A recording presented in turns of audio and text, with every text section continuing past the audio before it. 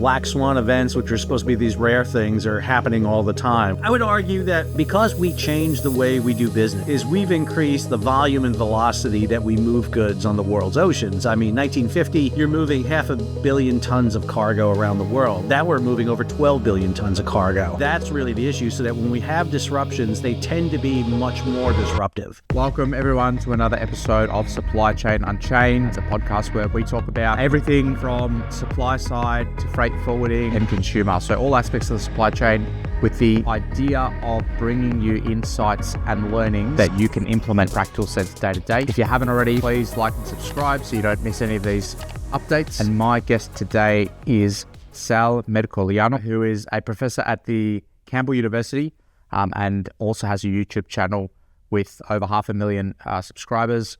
I think you're over 600,000 now. What's going on with shipping? Thanks for being with us.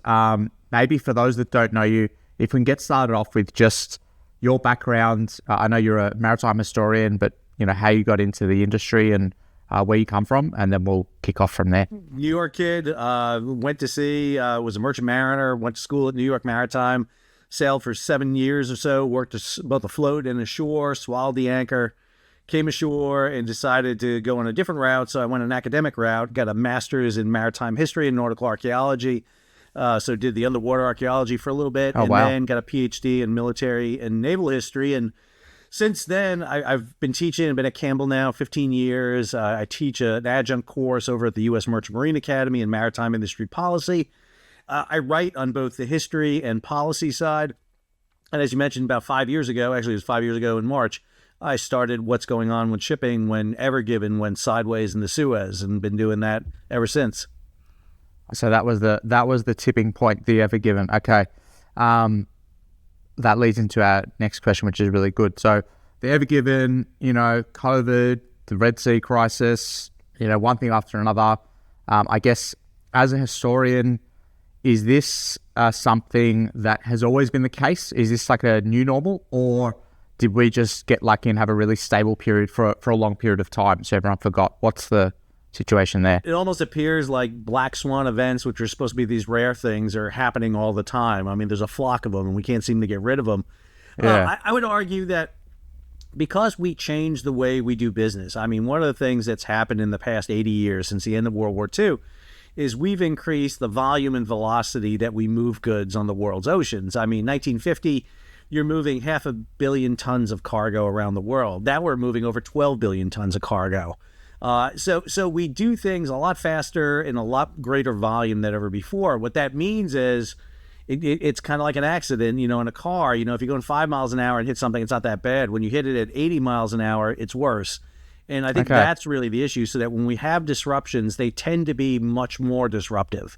They tend to be much more significant. And probably more significant than anything else, Greg, is it resonates throughout the entire system. We use that term supply chain, and I like that term a lot. But in truth, supply chain represents the idea that the weakest link is the worst problem. It's more like a supply web where, you cut a thread and the other ones have to take up the slack. The problem we have is there's a lot of pressure on the threads, and that's what we're seeing right now. Right. So you're saying that it's not that there wasn't disruptions previously or before World War II historically. It's just that as you ramp up the volume of shipping, and I guess number of people and all the so on and so forth from there, that means that any disruption has a much larger ripple effect. And I would add to the margins. I mean, we operate in a pretty narrow margins usually. I mean, there's just enough shipping out there to handle what we assume to be the typical normal for shipping. You don't build extra ships just to have them because that's really expensive. Yeah. No one would do that. So that when you have a disruption, for example, like the Houthi, and all of a sudden it sends you around Africa and you got to add, several thousand miles and kilometers to your voyage, well, you got to be prepared for that. That's going to create a shock in the system. And, that's the issues we tend to see. We were really geared to this idea of ramping up maybe a couple of percent each year. But when all of a sudden we have these disruptions, you shut the port of Baltimore, you close the Suez Canal, you have a shutdown in the Strait of Hormuz, that sends the shocks through the system. And what we do tend to see is how that resonates. You have the immediate impacts, you have the medium, the midterm impacts, and then you have the long-term impacts. And that's what we always see all the time. That's interesting because So you're saying basically because there was this extra need for supply when literally you can't just build ships like that. Essentially, that's what happened. This may be a silly question. Is there a fix for that? Well, I mean, there are some fixes for it. So, for example, this classic supply chain. When the supply chain crisis happened because of COVID, we had this issue where we had 109 ships off LA and Long Beach. And I heard people screaming, well, it's a shipping short. It's like, no, we got 109 ships. It's not a problem with ships. Got plenty of ships. The problem we had is we were trying to push 8 lanes of traffic into 4. And so the question is, is the problem in LA and Long Beach? So a lot of people would look to LA and Long Beach and say, well, LA and Long Beach were the problem. It's like, no. Maybe it's because we had geared ourselves to work into a system where the best port for us was LA and Long Beach. It provided the best return on profit. It was the easiest one. It did it. Maybe we didn't build up enough system or enough background so that, listen, I can use LA and Long Beach, but I could also use Charleston or Savannah or Houston. I can swing through the Panama Canal with these new larger ships that can go through the big lane opened in 2016. And I wasn't prepared for it. One of the things we tend to do, and it happens all the time in supply chain, is we get down to where can we cut costs? Where can we get to the best bang for the buck and do it? And the problem is you don't build a lot of resiliency into your supply chain. And what happens is when you have an incident happen like we've seen happen, you have to be prepared for it. And that means you have to invest in it. You have to spend money on it. Maybe it's not great to have 100% going into LA and Long Beach. It's maybe necessary to have that secondary source. Maybe don't bring that much in, maybe 20%. But you have that connection so that if I got to swing 30% of my cargo out of LA and Long Beach into Savannah, I'm ready to do that. It's not a shock to do it to the system. Yeah, so it's that I guess it's a similar concept to diversifying investments, right? Don't put all the eggs in one basket. Now, just going on to this current, we don't have to spend a lot of time on this because obviously everyone's talking about it, but what's the current impact that you're seeing on the US side from the Iran war? So, I mean, obviously we're seeing that disruption out of Hormuz, and everybody is focusing on oil. Oil is the big one because I think it's the most easiest to measure, and it's the one that's probably the one that everybody sees. So, I mean, 20 million barrels per day out of 103 million barrels per day is disrupted coming out of Hormuz. But much like everything else in the supply chain system, there's a built-in cushion to that. We have oil afloat. There's oil moving in the system. There's strategic reserves. We see the initial shock, but what we're going to start seeing is the impact of this down the chain, and that's always the big issue. But I think what people aren't looking for, and they should be looking at a couple of things. So, for example, what other commodities are going to be impacted? Because there's some workarounds with oil, but things like liquefied natural gas, that's a big issue. Liquefied petroleum gas, helium, sulfur, urea in fertilizer, MAP and DAP. Those are going to be really tough ones, and you're not going to see an impact right away in those because, for example, fertilizer, that's not going to have an impact till next year when you're missing the fertilizer to go into the ground and you have lower crop yields. One of the things we're seeing right now that I would argue is across the board is higher fuel costs for ships. Bunker fuel is doubling, if not tripling.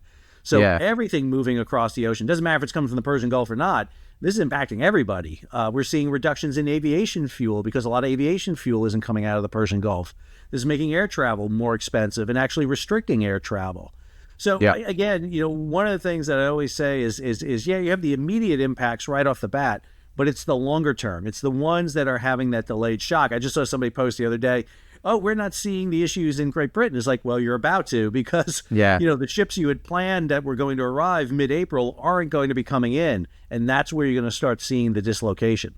Yeah, we've got a similar situation here. I'm based in Australia and, you've got the last vessels arriving soon that have the oil that was from, a month ago.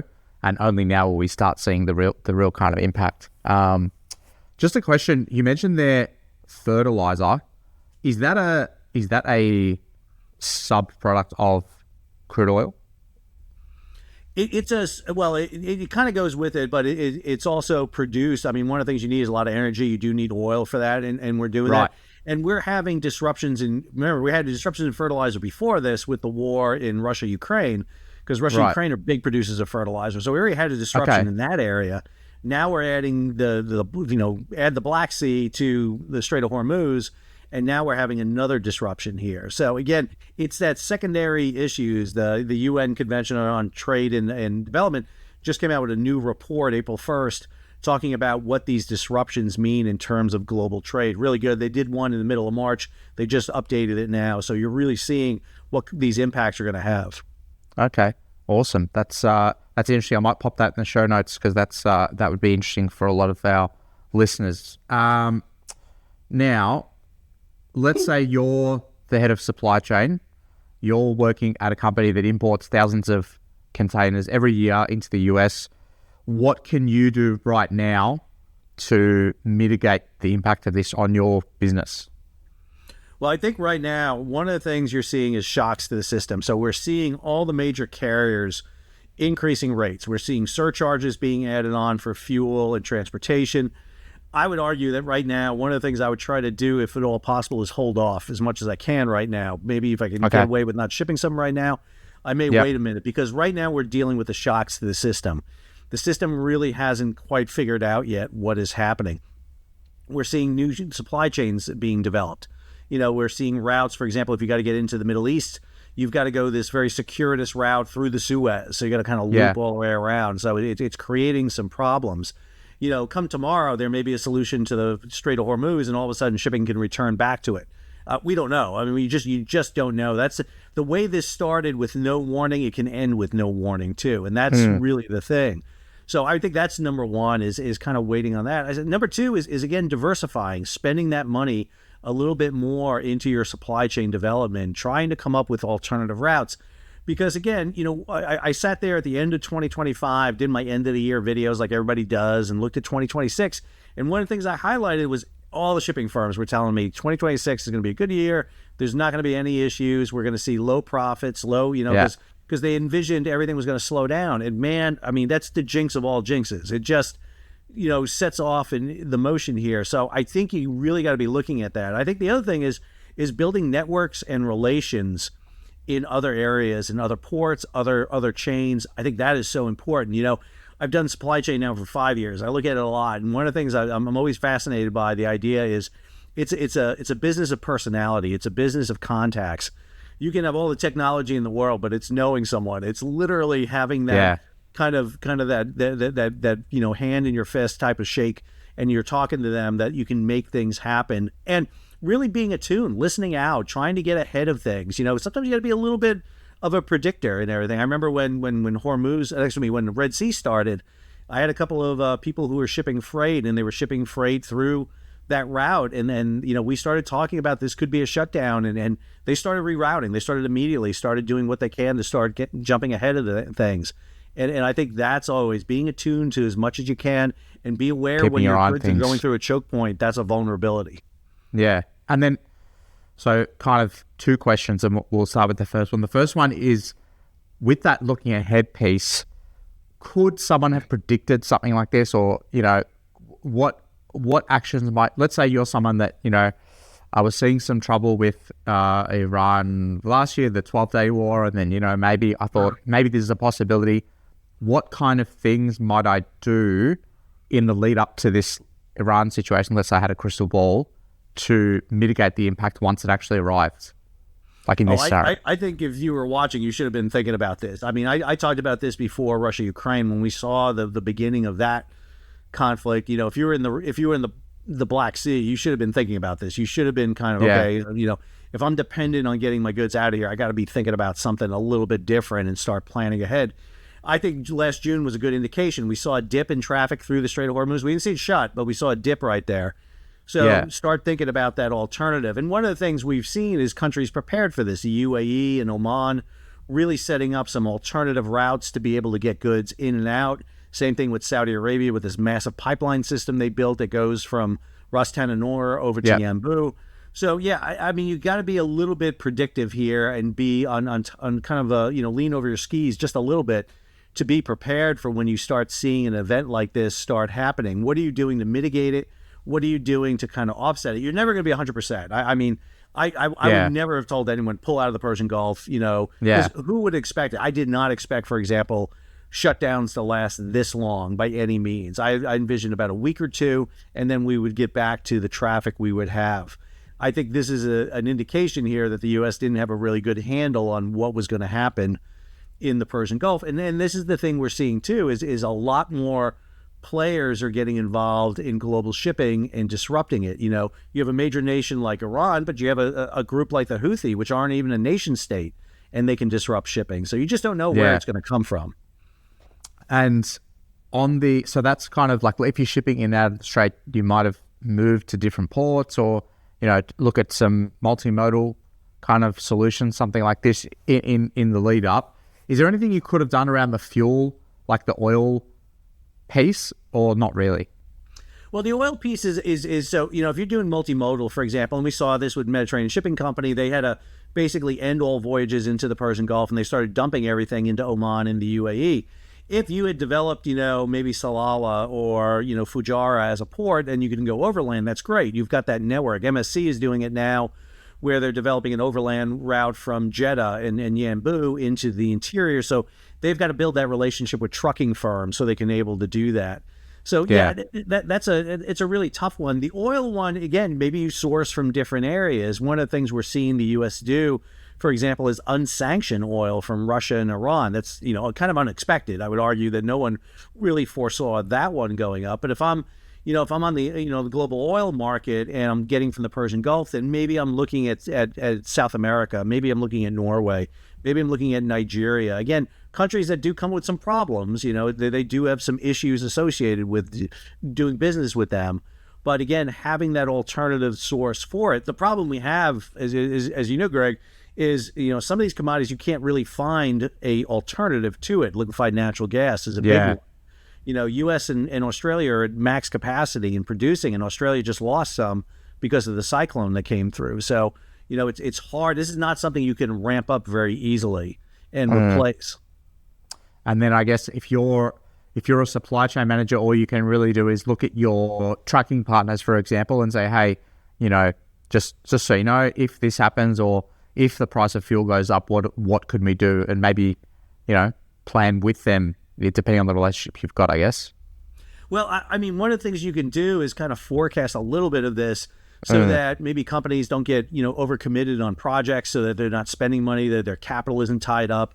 Because, hey, transportation costs are going to go up. We're going to see surcharges. I mean, one of the things we saw, I can almost guarantee you, anytime a disruption happens, doesn't matter where it is, shipping companies are going to put a fuel surcharge on something, because they're going to hedge their bets every time. Now, we see in the United States right now, the Federal Maritime Commission reacting to that, sitting there going, hang on a second, are you really incurring additional costs before you start paying these surcharges? Which is good. I mean, you want a little bit of proactive protection there. So we're seeing that in the United States.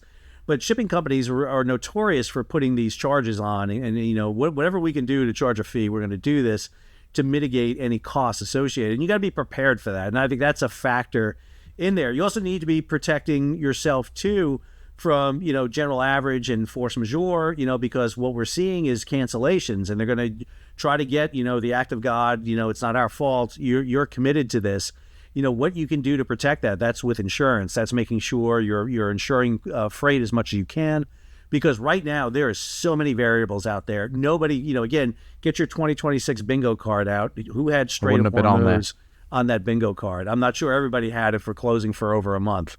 Yeah, that's for sure. It's shocked everyone, hasn't it? I think something that's interesting there is, I guess, kind of trying to work with those that it's a supply chain, right? So the people that you're interlinked with in that supply chain say, hey, this is what we're seeing. What are you seeing? What can we do? Like you said, projects are maybe, instead of going for 10 new projects or whatever it might be, you might ramp it down. Let's start with 6 and then see how the year goes, or something like this, right? Obviously, we're a freight forwarder, so I want to kind of touch on that piece.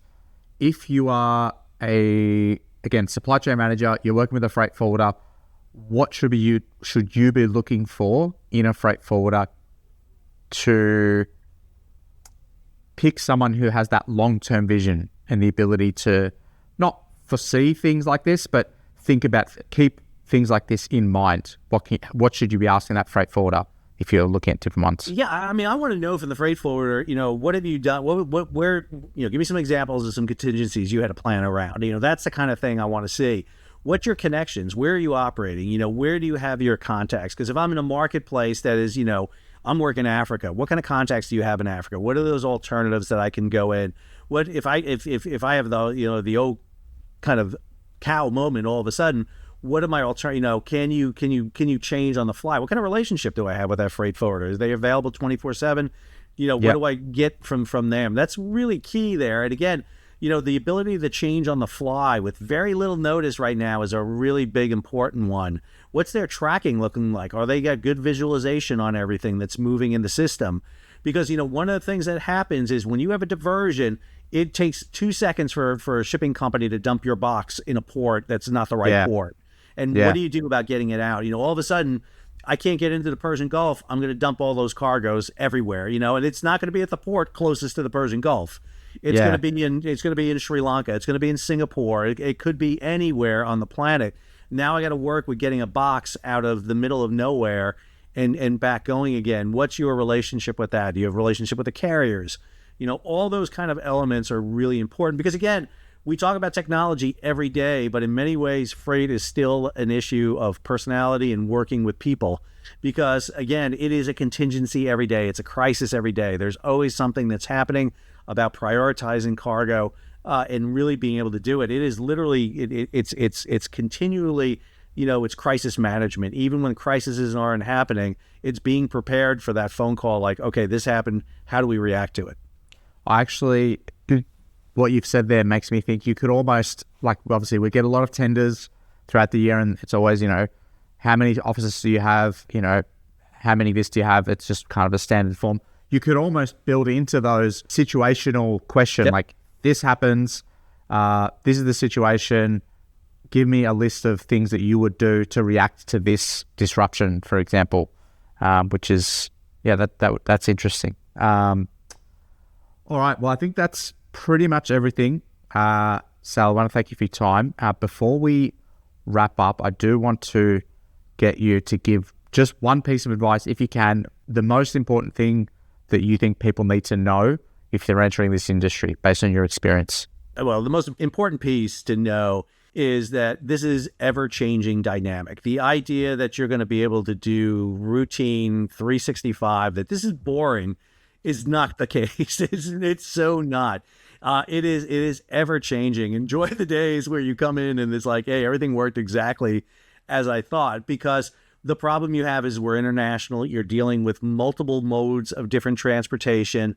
And every time that there's an interaction between those modes, there's friction, there's differences. Again, we're talking about big, huge, massive issues. We can talk about a container crane being down. We can talk about a fire in a terminal. We can talk about just a ship breaking down or anything. It doesn't take much to cause, because if you have one box you're being shipped, that's the focus of your world. That's all you care about is that one box and how it goes. Whether you're Target with 10,000 or, you're a mom and pop store with one, I got to get that box here, and if it's stuck behind a fallen bridge in Baltimore, or if it's stuck on a ship that's aground or stuck on a ship that's waiting for a ship to be cleared from a canal, that's all I care about. And what kind of information am I getting? What's that experience I'm getting? What's the feedback I'm getting? And also talking to people. It's like, hey, what's your past experience here? What would you recommend? I think, again, communication is so key. I think trade shows and going to events where freight forwarders and all the groups are to kind of get that personal thing is so. I've been to a batch here in the United States. I think that to me is one of the best things where you can get and meet people and talk to them and really share that experience. Awesome. I like that. So expect the unexpected, essentially, and learn from those that came before you. I think it's always key. I like that. Well, thank you very much, Sal. Really appreciate your time. If you want to check Sal out, What's Going On with Shipping is the YouTube channel. You're also on LinkedIn. And like I said earlier, if you want to stay on top of these episodes, please like and subscribe either on YouTube or Spotify. Sal, thank you again, mate, and enjoy the rest of your day. Greg, thanks for having me.